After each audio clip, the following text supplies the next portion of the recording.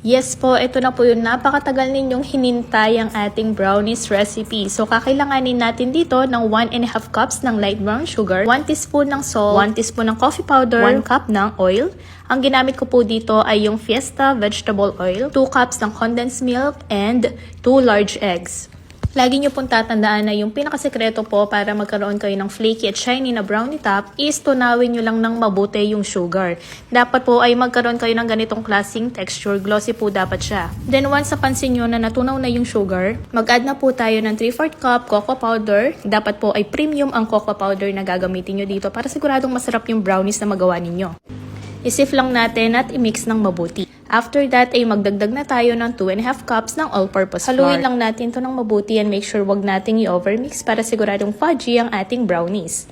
I-transfer na natin siya sa baking pan na ginagamit ko ay 10x40. Make sure din po na gumamit kayo ng baking paper para hindi po dumikit sa baking pan yung ating brownies. Flatten using spatula and then top to remove air bubbles. So after natin siya matransfer sa baking pan at makapaglagay ng mga toppings na gusto natin, is i-rest muna natin to for about 10 to 15 minutes bago natin siya i-bake.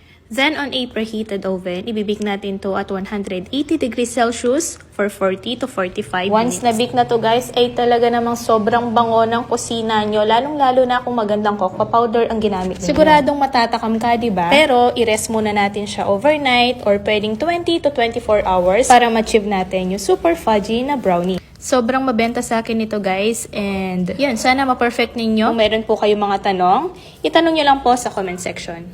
Thank you and happy baking!